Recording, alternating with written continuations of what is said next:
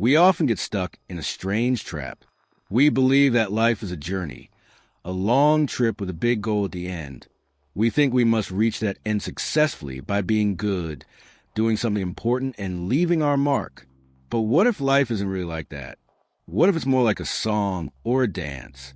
The point of a song isn't its last note. The point of a dance isn't to get to one spot on the floor. The meaning is in the music itself, in the dancing itself. So here's something to think about. What if we stop taking life so seriously? Most of us carry a quiet worry that we aren't doing life the right way. We're always getting ready to live, but never really living. We tell ourselves, I need to finish school to get a good job. I need a good job to have a safe life. I need a safe life to raise a family. I need to raise a family so they can go to school and get good jobs. It never ends. The goal is always somewhere else, never right here, never right now. We're like people reading a book who only care about the last page.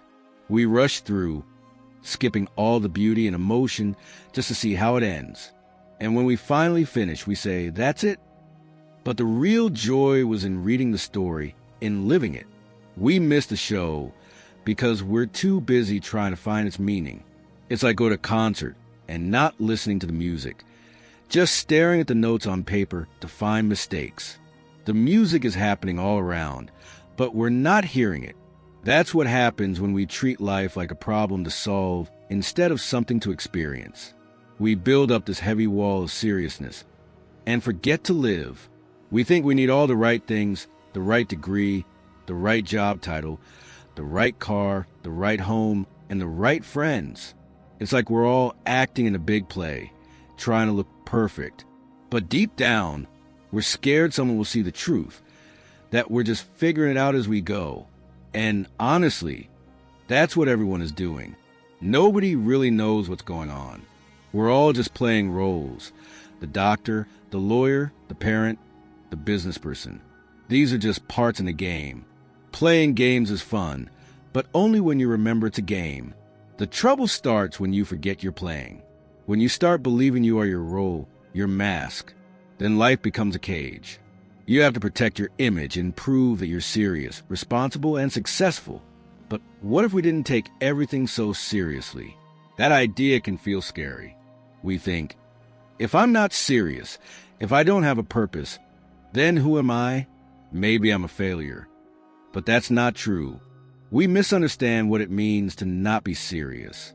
The opposite of seriousness isn't being careless or foolish. It's seeing life as play, seeing the whole universe as something playful. Just look at nature. Does it seem serious to you? Watch a kitten chase its tail, or waves rolling onto beach, or birds flying together across the sky. They're not on some grim mission. They're just playing. They're expressing life. The universe is like music, a dance of energy with no final goal. A dance doesn't need to go anywhere. Its purpose is the dancing itself. We often say everything in nature has a reason. Birds sing to find mates. Flowers bloom to attract bees. But maybe it's also just a joy of being alive. We treat everything like an engineering project, as if the world must have a clear reason or goal. But that's just us putting our own need for purpose onto everything around us. Why does a bird really sing? Why does a wave crash on the beach? Why does a star shine? Maybe for the same reason a child sings or skips, just for the joy of it. We say the bird sings to survive, but why survive? To sing more songs, to have more babies who will sing more songs. It goes in circles and misses the real point. It's like saying the purpose of music is just to reach the final note, when the beauty was in playing all along.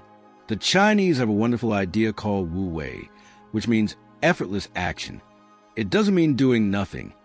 It means acting naturally without forcing things. It's like water wearing down hard rock by simply flowing. Water doesn't try or struggle, yet it shapes mountains. In the same way, we can live by flow with life instead of fighting it. They also have another idea called purposelessness.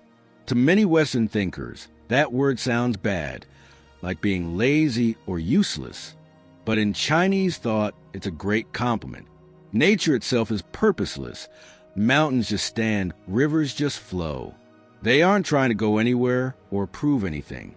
They simply exist as they are, and that's what makes them beautiful and trustworthy. Real trust doesn't mean expecting nature to always give us what we want. That's not trust, that's control. True trust is like throwing a ball. You let it go. You don't run across the field to place it in someone's hand. You trust that the throw will reach them. Life works the same way. It asks us to let go, to stop holding on so tightly or trying to control every outcome. When we lose this trust in nature, in life, and even in ourselves, we build a world of mistrust.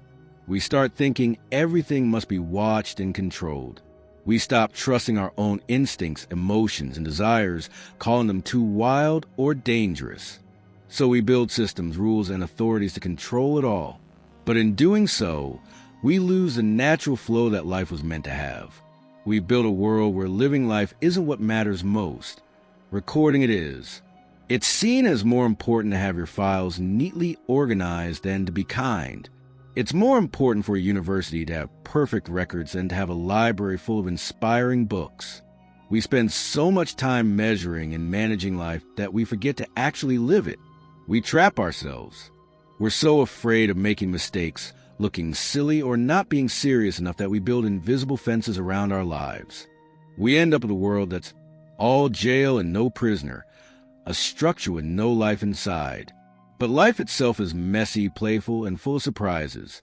You can't schedule a moment of wonder. You can't plan real laughter. You can't force true inspiration. These things happen when you relax, when you stop taking yourself so seriously. A real scholar, in the old meaning of the word, wasn't someone chasing a degree. The word scholar actually comes from a word meaning leisure. A scholar was someone who studied things not because they were useful, but because they were beautiful and interesting. They explored poetry, music, art, stars, seashells, things that don't directly help us survive, but make life worth living. That's what real play is. And if your life has no space for play, it loses its joy. But here's something important. If you play only because it helps you work better later, then you're not really playing at all. That's still work in disguise. You have to learn to do things just for their own sake. Pick up a pebble and look at it, not to find a lesson or a meaning, but simply because it's there and because it's beautiful. Just enjoy the pebble, its texture, its color, its shape. Don't try to explain why you're doing it or say it's helping your artistic understanding. Just enjoy it for what it is. When you can do that, you start to feel truly healthy inside. You become more loving, more kind, more real. But if you can only do things because you expect a reward, you're like a vulture circling over life, waiting to take something from it instead of joining in and dancing with it. So the first step is to notice how heavy our seriousness has become, how we build a hard shell of purpose around ourselves. What if we set it down just for a moment? What if we learned, as the Chinese say, purposelessness? What would that feel like? It would feel like stopping to listen to the rain, like watching wild geese disappear into clouds, like seeing a ship fade behind a faraway island, like walking through a big forest with no plan to return. Haven't you ever done that? Just gone for a walk with no goal, hitting a stick against a tree, daydreaming? In that moment, you are perfectly sane. You've discovered the beautiful art of purposelessness. And when you find that space, life stops feeling like a problem to solve. It becomes a song, and you finally hear the music that's been playing all along. But that's only the beginning. Once you see the weight you've been carrying, you must look at the one carrying it, the you who's trying so hard to be serious. What is this self? Where did it come from? Could it be that it too is just part of the game?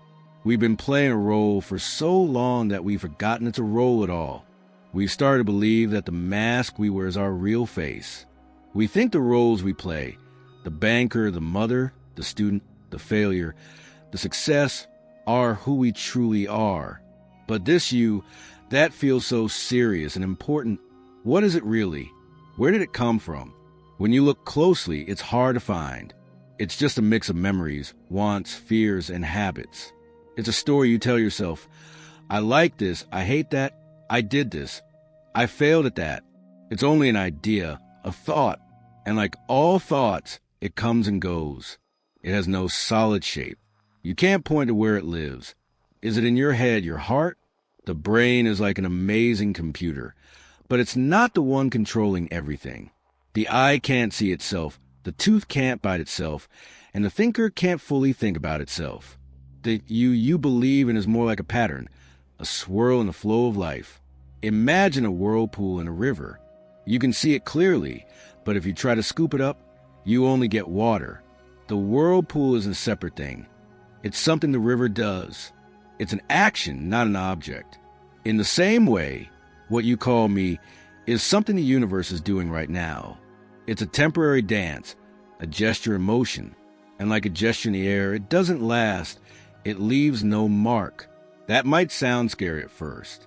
You might think, if I'm not a solid, permanent thing, does that mean I don't exist?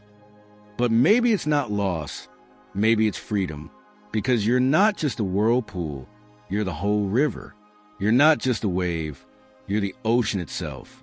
Every one of us is part of this vast, beautiful, divine play. The problem isn't that we're acting. It's that we become bad actors. We've gotten so lost in our roles that we forget it's all a play. We forget the curtain will fall one day.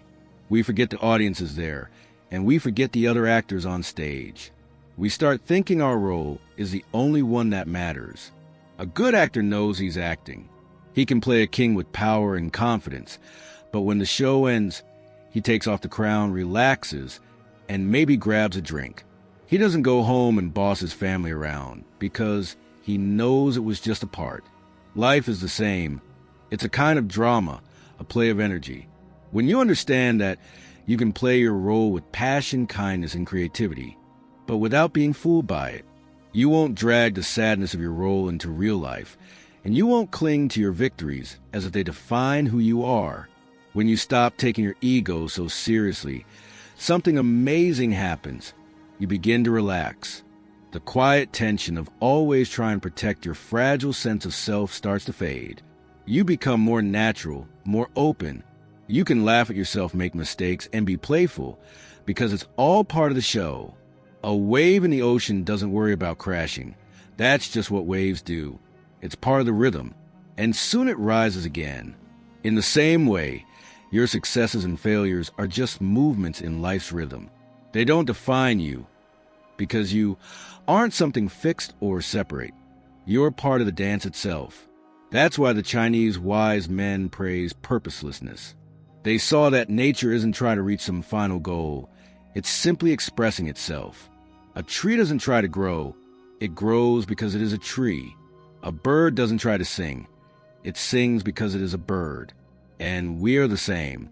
Our purpose isn't far away somewhere in the future.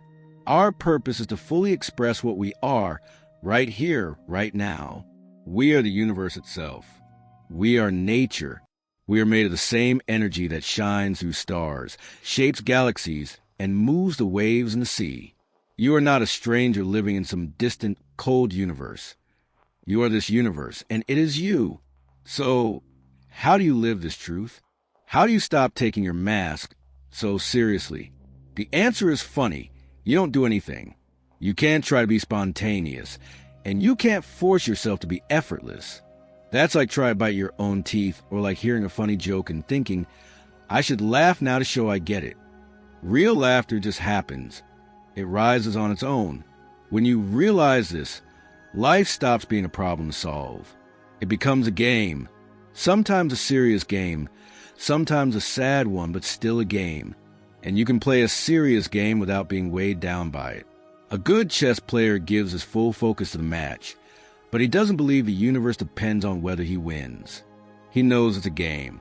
In the same way, you can live your life, go to work, raise your family, pay your bills, but do it with ease, not pressure. Do it as an expression of who you are, not as proof that you're good enough. You work not to earn worth, but because the work itself is part of the dance, like a mountain waiting to be climbed. This is called doing something for its own sake, singing for the joy of the song, working for the joy of the work. It's action without clinging. You give yourself fully to the moment, then let it go. You don't hold on to the result. A cat doesn't chase a mouse because it believes in some grand plan. It does it simply because that's what it is to be a cat. A cat chases a mouse simply because it's a cat. It's completely focused in that moment. A perfect picture of what it means to be a cat. And when it's done, it's done. The cat stretches, curls up, and goes to sleep. It doesn't lie awake thinking, "Was I a good cat today? Could I have caught that mouse faster?" It just is. We can learn a lot from that. How to simply be ourselves. Not the idea of who we think we are, but the real, living, breathing version of us that exists right now. When you stop trying to protect a fragile image of yourself, you become truly strong. Criticism doesn't break you. Failure doesn't define you. Success doesn't make you arrogant. You can move with life instead of against it. You become like water, soft, flexible, but powerful enough to shape stone. This isn't weakness. It's deep wisdom. The kind of intelligence that acts in harmony with everything around it, not just out of personal desire. It's life itself moving through you. So, the answer to the heavy seriousness we carry isn't to become careless or silly. It's to become playful. To see the universe as it truly is, a joyful, spontaneous, and yes, sometimes painful dance. And to realize that you are not a lonely dancer. You are the dance itself. The dance is rhythm, a natural pattern. And when you understand that pattern, you glimpse life's greatest secret, its grand cosmic joke. Now that we've seen how much weight we create for ourselves and how the separate self is just an illusion, what remains is not a question solved, but an invitation to live, to dance, and to be. It's an invitation to join in, to take part in life instead of constantly trying to build a monument to yourself. When you stop the endless noise in your head, the judging, the planning, the worrying, what's left, what remains is life itself. The pure, simple experience of being here. The wind on your skin, the sound of a bird far away, the cool touch of water. That's not something small or unimportant. That's the real, living world. Life isn't a puzzle you need to solve. It's something to taste, touch, hear, and see. You're not just a passenger being carried through the universe. You are the universe, experiencing itself. The eyes you look through aren't yours. They're the eyes of life, looking at its own creation. The energy that moves your body is the same energy that moves the stars. This isn't magic or fantasy. It's the most real, practical truth there is. And when you feel it deep inside, not just as an idea, but as something true in your bones, everything changes. You see that life isn't a trip with a finish line. It's more like music. You're here to sing, to dance, to play, but we've been told that play is childish or unimportant. Yet what's the alternative? A life of nothing but work? All work and no play doesn't just make you dull. It makes you anxious, control, and mechanical. The real answer is to join the dance, to understand that being alive, right now, is reason enough. You don't need any other justification. You don't need anyone's permission to exist. You don't have to earn the right to be here. You're here simply because you are, just like a rose is red because it's a rose. So how do you live this way? You don't try.